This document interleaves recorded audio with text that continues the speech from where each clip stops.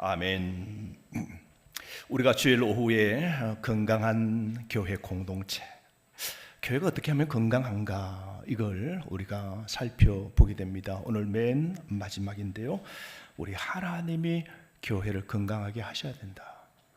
왜냐하면 교회의 주인은 주님이시고 살리는 나 죽이는 나는 하나님 손에 달린 것이죠. 그래서 생명 없고 무기력한 교회를 세우시는 건강한 공동체의 가장 핵심은 하나님이시다라는 겁니다.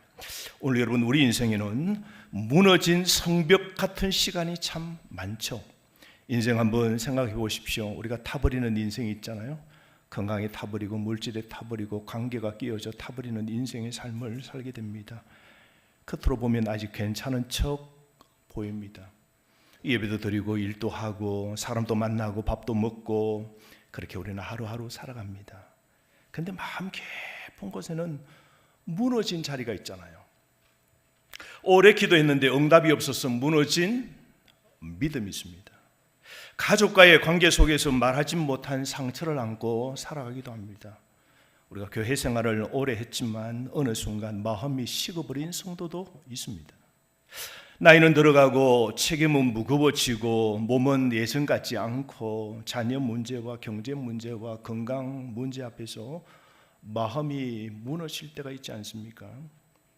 오늘 우리가 교회를 좀 다니면 또 처음 다니는 우리 새가족들 그런 생각 듭니다. 오늘 2부 예배 오셨고 저번 주에 1부 예배 오신 분은 가톨릭 다녔어요. 성당에 다니다가 가톨릭 거기에 신자였다가 그 다음에 냉담자로 있다가 그런 스스로 이제 교회를 가야 되겠다고 우리 교회를 온 겁니다. 자, 그런 사람들의 마음속에는 교회에 오면 정말 인생이 달라질까 그런 생각 들겠죠. 하나님을 믿으면 무너진 삶이 다시 세워질 수 있을까 그런 생각 들겠죠. 이미 내가 너무 늦은 것 같은 내 인생에도 하나님이 다시 일하실 수 있을까 이런 생각 들기도 할 겁니다. 여러분, 오늘 말씀은 바로 그 질문 앞에서 오늘 우리가 서 있게 됩니다. 오늘 본문 보십시오. 예루살렘은 다 무너져 버렸습니다. 성벽은 다 황폐하게 되었고 성문도 다 불타버렸습니다. 그러니까 성전, 하나님이 계시는 예루살렘 성문, 성벽 다 무너졌습니다. 하나님의 도성이라 하는 예루살렘이 수치의 자리가 되어버렸습니다. 그런데 하나님은 그 무너진 자리를 외면하지 않으셨습니다. 하나님은 거기에 느헤미야를 보내셨습니다. 하나님은 울고 기도하는 한 사람을 통해서 공동체를 다시 일으킵니다. 다 무너진 곳에서 누구요? 느헤미야를 하나님이 세우시고 부르시고 그의 눈물로 그의 기도로 한 사람을 통하여 무너진 나라와 무너진 교회의 이 하나님의 성전이 다시 깨우게 되고 세워지게 됩니다. 그리고 마침내 백성들의 입에서 이런 고백이 터져 나옵니다. 야, 일어나 건축하자. 그러니까 한 사람의 리더십이 그렇게 중요한 거죠. 정말로 이제 하나님은 떠났다. 여러분, 이 유대인들은요, 하나님이 거하시는, 진짜 하나님이 거하시는 예루살렘의 성전은 절대로 무너지지 않는다. 어떤 다른 신들을 믿는 이방 나라가 하나님이 거하시는 이 성전을 무너뜨릴 수 없다는 이 사상이 팽배했습니다. 그런데 하나님이 거하시는 성전이 완전 박살났거든요. 성벽이 다 부서졌거든요. 이건 엄청난 충격이에요. 이 말은 하나님은 이방 나라의 신보다 하나님의 신들과의 전쟁에서 하나님이 뭐요? 패배한 겁니다. 우리 하나님, 내가 믿는 하나님이 무기력하신 하나님으로 보이는 거죠. 완전히 낙심입니다. 절망입니다. 거기에 느헤미야가 오늘 사람들에게 기도하면서 그 공동체를 다시 깨우기 시작하자 백성들의 입에서 나온 것이 뭐라고요? 일어나 건축하자. 사랑하는 성도 여러분, 끝난 것 같은 공동체에도 하나님은 다시 일으키십니다. 무너진 성벽도 하나님이 다시 세우십니다. 마른 뼈같이 바짝 말라버린 생명이 없는 공동체도 하나님은 말씀과 성령으로 다시 살리십니다. 그러므로 여러분, 오늘 이 말씀 보십시오. 본문 17절 말씀 보십시오. 무너진 현실을 정직하게 보고 있죠. 17절 다 함께 시작. 후에 그들에게 이르기를 우리가 당한 공경은 너희도 보고 있는 바라. 예루살렘이 황폐하고 성문이 불탔으니 자, 예루살렘 성을 건축하여 다시 수치를 당하지 말자 하고. 오늘도 느헤미야는 백성들 앞에서 현실을 감추지 않습니다. 다 불타고 없어진 곳에서 괜찮다고, 이거 아무 문제 아니다고 그렇게 말하지 않습니다. 정확하게 그 현실을 봅니다. 예루살렘 괜찮다고, 뭐 조금 힘든 것뿐이라고, 내가 볼 때는 별일이 아니다고 그렇게 말하지 않습니다. 느헤미야는 분명히 말합니다. 우리가 당한 이 공경 고난은 너희도 다 보고 있는 바라고, 지금 너무 힘든 상황이라고, 다 불타버렸다고, 끝이다고 말합니다. 자, 여기서 중요한 것은 이렇게 말합니다. 우리가 당한 오늘 고난이라고 그럽니다. 우리가라고 그랬습니다. 느헤미야가 뭐라고 그래요? 우리가 그럽니다. 너희가 그렇게 표현하지 않고 우리가라고 그랬습니다. 너희가 잘못되어서 하나님께 심판받았다 그렇게 말하지 않고 우리가 당한 공경이라고 그랬어요. 여러분, 우리가 공동체를 세우는 말은 너희가 문제가 이다라고 말하는 게 아닙니다. 공동체를 다시 세우는 말은 우리가 함께 아파야 됩니다. 우리가 함께 일어나야 됩니다. 우리가 함께 하나님 앞에 서야 되는 겁니다. 여러분, 교회가 어려울 때 제일 쉬운 일은요, 남 탓하는 겁니다. 누가 문제다, 예전이 좋았다, 요즘 사람들은 믿음이 없다, 젊은 사람들은 헌신이 없다, 어른들은 변화를 싫어한다, 이렇게 말하기는 여러분 쉽습니다. 그러나 여러분, 성경적 회복은 비난에서 시작되지 않습니다. 성경적 회복은 함께 아파하는 마음에서 시작하는 겁니다. 오늘 느헤미야는 폐허 밖에 서서 백성을 꾸짖는 사람이 아니었습니다. 폐허 안으로 들어가서 백성과 함께 선 사람이었습니다. 성도 여러분, 이것이 영적 지도력입니다. 이것이 믿음의 공동체입니다. 무너진 성벽을 보고도 남을 정죄하지 않는 공동체, 상처를 입은 사람을 보고도 손가락질하지 않는 공동체, 믿음이 약해진 사람을 보고 밀어내지 않는 공동체, 그 사람 곁에 서서 우리 함께 다시 일어나 봅시다 말하는 공동체, 그 공동체를 하나님이 다시 세우시는 겁니다. 여러분, 오래된 건물 리모델링 할 때가 있잖아요. 우리 권사님들도 다 불타버리고 다시 리모델링 해야 되잖아요. 겉으로 보기에는 페인트만 딱 칠하면 새집 같아요. 그죠? 그래서 어떤 사람은 꼼수를 부립니다. 해야 될 것도 아끼기 위해서 어떻게 해요? 페인트만 슬쩍 칠하고 보수하고 문제가 있는 것을 살짝 가립니다. 간판 바꾸고 조명 좀 달고 벽지 새로 붙이고, 그리고 뭐요? 괜찮다고 말합니다. 근데 전문가가 와서 딱 살펴보면 전혀 다른 이야기를 하죠. 이건 금방 고쳐서 될 문제가 아닙니다. 배관이 썩었습니다. 전기선이 위험합니다. 기초가 내려앉습니다. 그때 필요한 것은 인테리어가 아닙니다. 그때 필요한 것은 구조진단이죠. 기초를 봐야 돼요. 속을 봐야 됩니다. 무너진 것을 정확히 알아야 됩니다. 우리 신학도 마찬가지입니다. 공동체도 그렇습니다. 겉모양만 바꾸는 것으로 충분하지 않습니다. 교회가 행사 몇 개 늘린다고 교회가 건축이, 영적 건축이, 기둥이 올바르게 세워지는 것 아닙니다.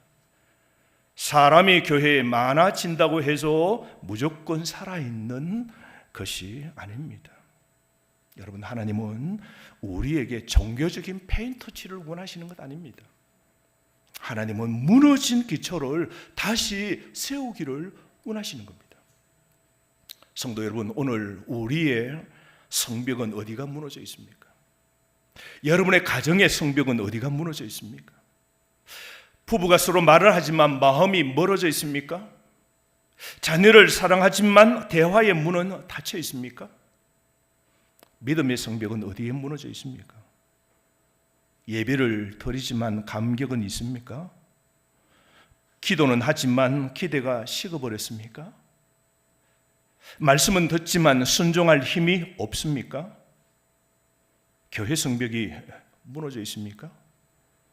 서로를 향한 신뢰가 약해졌습니까? 섬김보다 판단이 앞서고 있습니까? 사명보다 피곤함이 더 크게 느껴지고 있습니까? 그렇다면 오늘 우리는 하나님 앞에서 정직하게 고백해야 됩니다. 주님, 내 무너진 것을 포기하소서. 주님, 내 불탄 성문 같은 자리가 있음을 고백합니다. 주님, 내 안에 회복되어야 할 것을 포기하소서. 주님, 오늘 우리 공동체 안에 다시 세워져야 할 곳이 있습니다. 그러나 여러분, 여기에서 멈추면 안 됩니다. 무너진 현실을 보는 것은 절망하자는 뜻이 아닙니다. 다시 세우시는 하나님께 나아가자는 뜻입니다. 느헤미야는 무너진 성벽을 보고 주저앉지 않았습니다. 그는 말했습니다. 자, 예루살렘 성을 건축하여 다시 수치를 당하지 말자. 여러분, 무너진 것을 본 사람이 다시 세울 수 있는 겁니다. 아픈 것을 인정하는 사람이 치유를 받을 수 있는 겁니다. 폐허를 증명한 공동체가 하나님의 회복을 경험할 수 있는 겁니다. 오늘 18절 말씀 다 함께 한번 보실까요? 시작. 또 그들에게 하나님의 선한 손이 나를 도우신 일과 왕이 내게 이른 말씀을 전하였더니 그들의 말이 일어나 건축하자 하고 모두 힘을 내어 이 선한 일을 하려 하매. 여러분, 느헤미야는 백성에게 무너진 현실만 말하지 않았습니다. 만약 느헤미야가 17절에서 딱 끝났다면 백성은 더 절망했을 것이죠. 보라고 다 불타버렸다고, 성벽이 무너지고 다 잿더미밖에 없다고. 이렇게 말이 끝나버리면 백성은 다 마음이 무너지고 더 절망했겠죠. 예루살렘은 황폐하다, 성문은 불탔다, 우리는 수치를 당한다, 끝이다. 여기서 끝나면 그것은 현실 분석은 될 수 있어도 희망은 없습니다. 기쁜 소식이 없어요. 복음이 없는 겁니다. 진단은 될 수 있어도 소망이 없는 것이죠. 그런데 느헤미야가 이어서 말합니다. 하나님의 선한 손이 나를 도우신 일을 전합니다. 하나님의 선한 손이 나를 도우신 일. 성도 여러분, 이것이 참 중요합니다. 공동체를 다시 세우는 힘은 단순한 위기감에서 나오는 것 아닙니다. 공동체를 다시 세우는 힘은 하나님의 은혜를 다시 듣는 데서 나오는 겁니다. 느헤미야는 말했을 겁니다. 여러분, 왕궁에 있던 나를 하나님이 움직이셨다고. 내 마음이 예루살렘을 향한 부담을 하나님이 나에게 주셨다고. 왕 앞에 나아갈 길을 하나님이 열어주셨다고. 그런데 왕이 또 그것을 허락하셨다고. 그리고 목재를 얻을 수 있는 길도 하나님이 다 열어주셨다고. 또 내가 여기까지 1800km를 넘어서 여기까지 온 것은 내 능력이 아니라 뭐라고 고백합니까? 하나님의 선한 손이 나를 도우셨다. 한번 따라 하실까요? 하나님의 선한 손이 나를 도우셨다. 여러분 인생을 가만히 생각해 보면요, 누가 도와주셨을까요? 하나님의 선한 손이 도와주셔서 살게 된 거예요. 여러분이 교만하면 내 힘으로, 내 실력으로, 내 건강으로 다 된 줄 알아요. 오늘 느헤미야는 보십시오. 그 남나라에 가서, 요즘 말하면 청와대에 가서, 청와대에서 가장 그 왕의, 대통령의 가장 옆에서 돕고 모든 일들을 담당한다. 그 왕의 생명을 담당한다. 이게 높은 자리예요. 고위직이에요. 입 딱 다물고 있으면 그냥 평생 자자손손 잘 될 거예요. 불탄 고국으로 갈 필요도 없고 나는 망한 나라에서 온 사람입니다 말할 필요도 없습니다. 그런데 조심하여 떨려서 왕 앞에 나갔고 왕에게 조심해서 말했고 너가 왜 근심 있냐 눈에 띄었고 말했더니 왕이 허락해주고 목재가 얻어지고 그리고 왕의 허락으로 오늘 무너진 고국에 오게 된 것 무엇이라 그래요? 하나님의 선한 손에 도우심이라 그래요. 여러분 꼭 잊지 마십시오. 우리 인생이 누구의 도움으로 오늘 살아가는 겁니까? 하나님의 선한 손에 도우심입니다. 그러자 백성이 말하죠. 일어나 건축하자 그럽니다. 사람들은 비난을 들으면 움츠러듭니다. 그러나 은혜의 간증을 들으면 일어납니다. 사람들은 절망만 들으면 힘을 잃습니다. 그러나 하나님이 하신 일을 들으면요 다시 힘을 내게 됩니다. 교회 안에서 우리가 자주 해야 할 말이 있습니다. 하나님이 하셨습니다. 한번 따라 하실까요? 하나님이 하셨습니다. 하나님이 여기까지 인도하셨습니다. 우리가 부족하지만 하나님이 붙드셨습니다. 갈수록 소리가 작아요. 우리가 연약하지만 하나님이 도우셨습니다. 그러니 다시 일어납시다. 이 말이 공동체를 살리는 겁니다. 여러분, 심정지 당한 환자, 제가 북경에 가서 모래천인데요, 북경의 만리장성 위로 올라가는데 그 넓은 광장에서 백인이었어요. 친구가 남자 둘인데 한 명이 퍽 쓰러지더니 그 뜨거운 그 달아오르는 그 대리석에 거기에 눕혀졌어요. 친구가 당황이 돼가지고 그 친구가 막 심정지 당한 그 친구의 그 심장을 막 눌려주는 거예요. 둘이가 와서 주변에 뭐 연락도 안 되잖아요. 막 뻘뻘 땀을 흘리고 주변 사람들이 앉아 보면서 연락을 하고 하더라고요. 심정지, 심장이 멈추어지면 여러분 끝입니다. 그렇지 않습니까? 심장이 멈추면, 우리 피가 돌지 않으면, 산소가 공급되지 않으면 우리의 세포와 우리의 이 살이요 망가지거든요. 그런데 심정지 당한 그 환자 옆에서 힘내시라고, 코로 한번 숨 쉬시라고, 할 수 있다고, 일어날 수 있다고, 일어나 보시라고, 그렇게 우리가 말할 수 없는 것이죠. 그 사람에게 필요한 것은 무엇입니까? 생명을 되돌리는 실제적인 처치를 해야 되죠. 그래서 우리가 배운 거면요, 심폐소생술을 해야 되는 거예요. 다 배우셨어요? 요즘 이거 다 좀 해야 돼요, 여러분. 해야 돼요. 요즘 기본에. 우리 의왕시의 시장님도 골프 치다가 주일날 팍 쓰러졌는데 때마침 그 위에 몇 주 전에 심폐소생술을 배운 분이 쓰러지는 걸 보고 와서 팍 눌러준 거예요. 그 누르는 사이에 119가 와서 착 인도가 되고 병원에 와서 살게 된 거예요. 당황스러워서 정지되었다, 이거 어떻게 하죠? 그대로 두고 연락만 계속 했다가는 가는 거죠. 여러분, 오늘 생명이 오늘 정지된 사람에게는 생명을 되돌릴 수 있는 실제적인 처치를 해야죠. 심폐소생술이 필요하고 생명을 깨우는 전기 충격이 필요한 것이죠. 마른 뼈도 마찬가지입니다.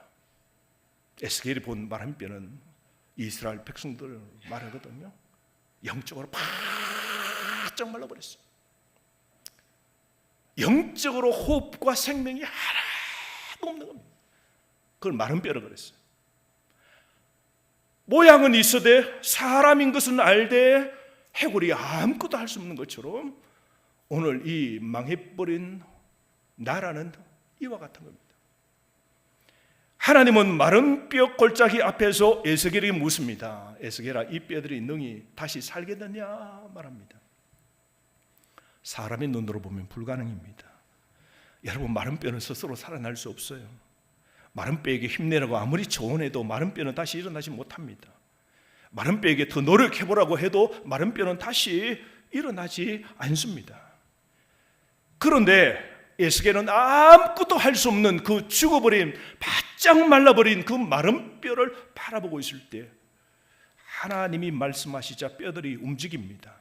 하나님의 생기가 들어가자 그들이 살아나게 됩니다. 성도 여러분, 교회도 그렇습니다. 가정도 그렇습니다. 여러분도 그렇습니다. 믿음도 그렇습니다. 우리에게 필요한 것은 단순한 응원이 아닙니다. 우리에게 필요한 것은 하나님의 생기입니다. 우리에게 필요한 것은 성령의 역사입니다. 우리에게 필요한 것은 하나님의 선한 손입니다. 하나님의 능력 없이는 인간은 절대로 그 영혼이 살아날 수 없는 겁니다. 자기가 노력하고 자기를 개발하고 자기가 아무리 발버둥 쳐도 인간은 마른 뼈예요. 성령의 생기가, 성령의 능력이, 하나님이 그 심령을 잡아줘야 일어서는 겁니다. 그래서 우리는 성령의 충만을 받아야 성령으로 살고 하나님의 일을 하는 겁니다. 이 성령이 떠나면 우리 사람은 다 마른 뼈입니다. 아무런 할 수 없는 무능력입니다. 느헤미야는 바로 그 손을 증언했습니다. 하나님의 선한 손이 나를 도우셨다. 하나님이 다 도와주셔서 오늘 희망이 없는 오늘 예루살렘, 오늘 성전과 성벽이 무너진 이곳에서 어떻게 해요? 하나님의 선한 손의 도움으로 이런 역사가 있게 되었고, 이런 물품들이 도달했고, 왕이 뒤에서 밀어주고 내가 여기 왔노라고 하나님이 세우실 것이라고, 하나님이 다시 일으키실 거라고, 하나님이 마른 뼈처럼 바짝 불타버린 이 성전, 이 나라를 세우실 분은 누구라고요? 하나님이심을 고백합니다. 성도 여러분, 한 주간 여러분의 입에서 어떤 말이 많이 나옵니까? 안 된다, 힘들다, 이제 늦었다, 소용없다, 사람이 변하지 않는다, 교회가 예전 같지 않다, 우리 가정은 어렵다, 끝났다.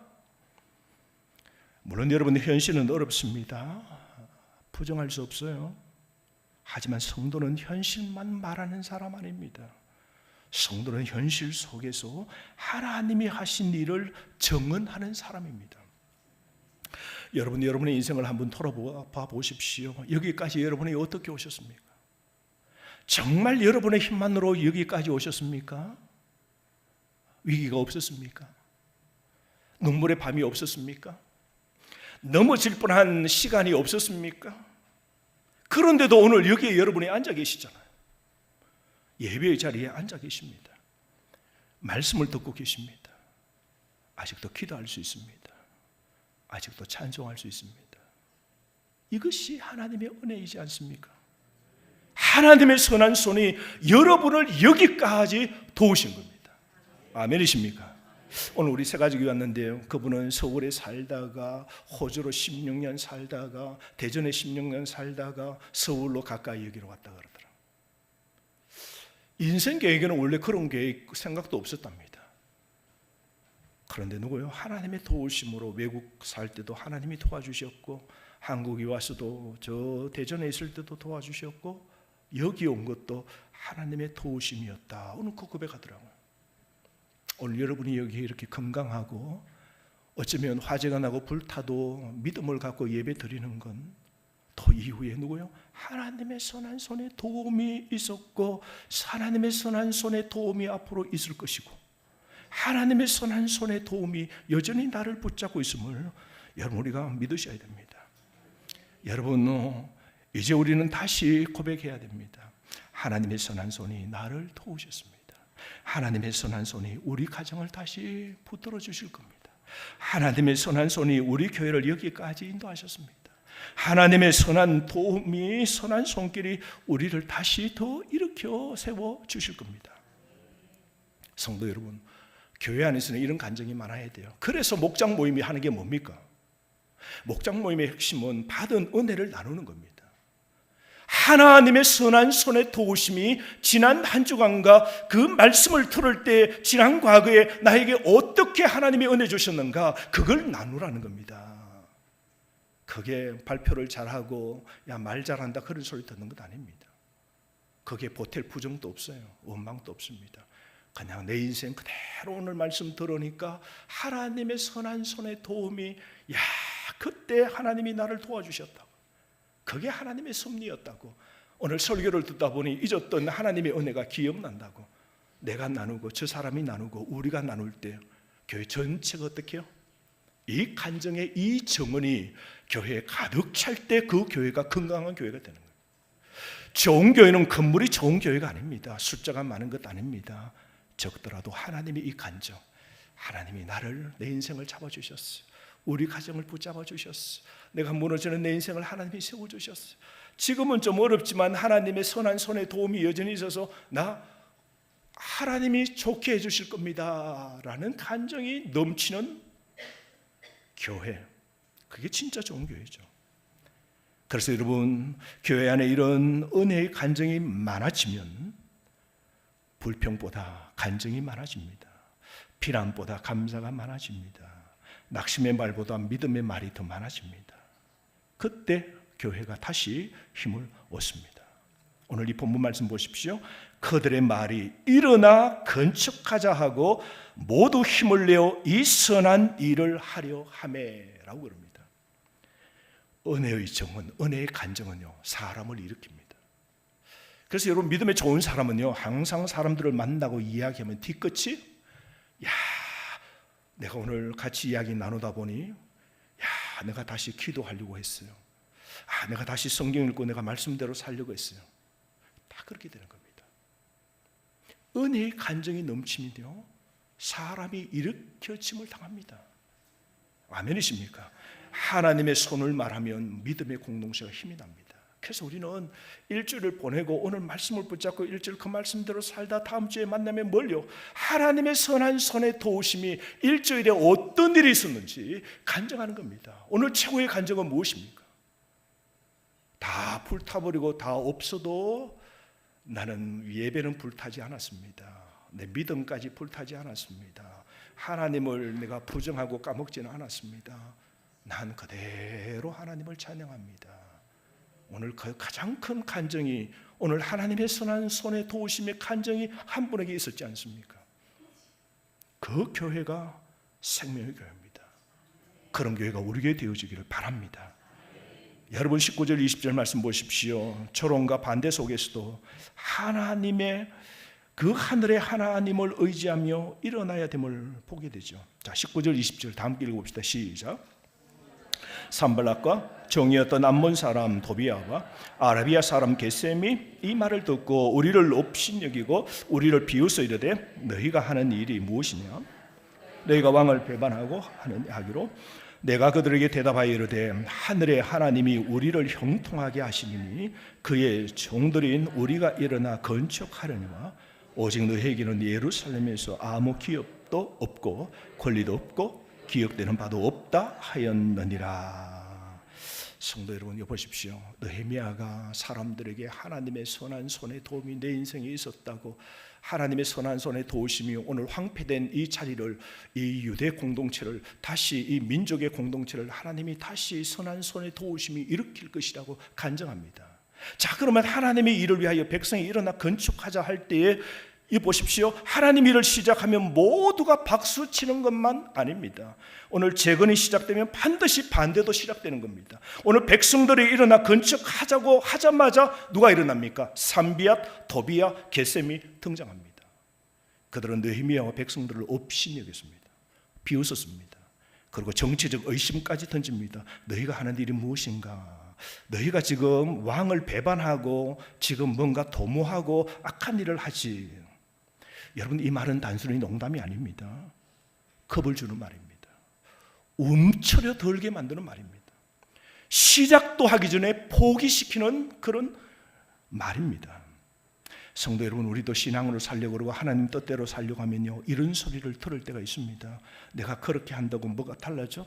너가 그렇게 한다고 달라져? 이제 와서 기도한다고 너 되겠니? 그 가정이 다시 회복되겠니? 그 교회가 다시 살아나겠니? 네가 무슨 힘으로 그 일을 하려고 그래? 때로 밖에서 들립니다. 때로는 가까운 사람에게서 들립니다. 때로는 내 마음속에서 들립니다. 너는 안 돼. 너는 늦었어. 너는 부족해. 그 일은 소용없어. 그 일은 안 될 걸. 그러나 여러분, 이 느헤미야는 그 초롱 앞에서 흔들리지 않았습니다. 그는 이렇게 대답합니다. 하늘의 하나님이 우리를 형통하게 하시리니. 한번 따라 하실 거예요. 하늘의 하나님이 우리를 형통하게 하시리니. 여러분, 이게 믿음이에요. 이게 믿음입니다.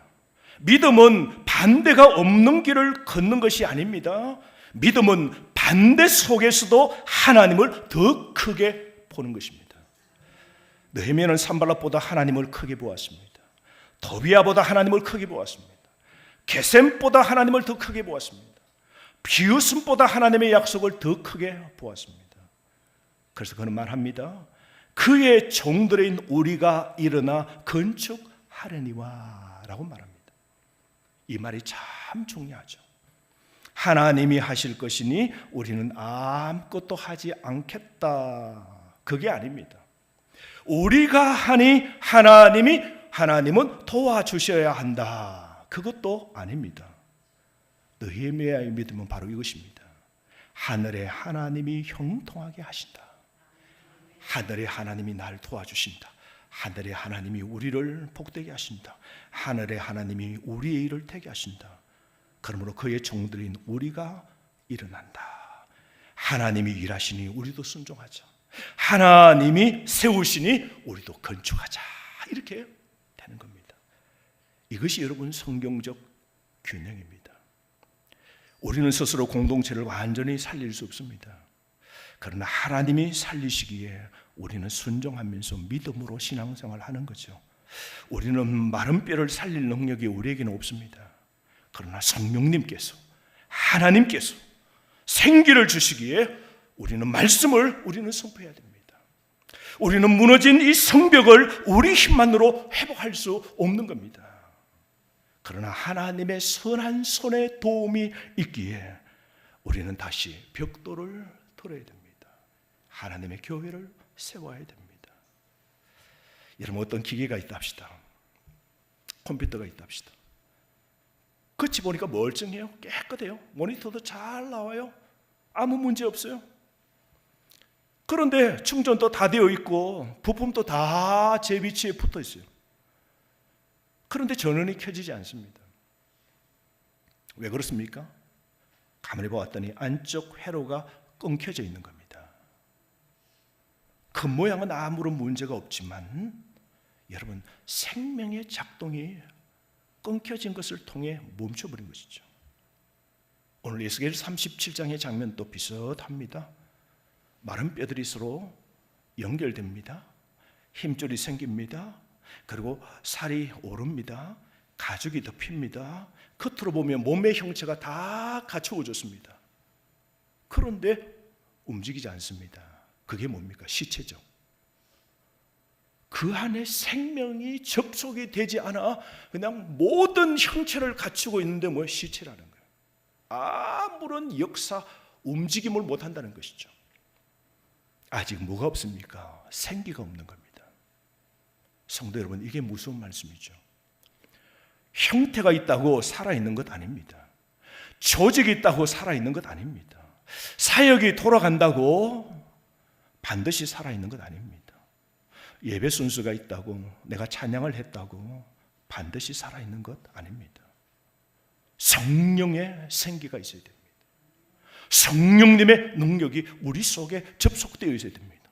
하나님의 임재가 있어야 됩니다. 십자가의 복음이 그 중심 속에 있어야 되는 겁니다. 교회는 프로그램으로만 세워지지 않습니다. 교회는 분위기로만 세워지지 않습니다. 교회는 사람의 열심으로만 세워지지 않습니다. 교회는 말씀과 성령의 능력으로 세워지는 겁니다. 교회는 십자가와 부활의 능력으로 다시 일어서게 되는 겁니다. 여러분, 이제 여러분이 무엇을 하시겠습니까? 첫째, 여러분의 가정에서 무너진 성벽을 다시 세우시길 바랍니다. 말 한마디로 여러분 가정을 다시 세우시길 바랍니다. 기도의 자리로 여러분의 가정을 다시 세우시길 바랍니다. 오래 미루어둔 그 용서를 다시 시작하십시오.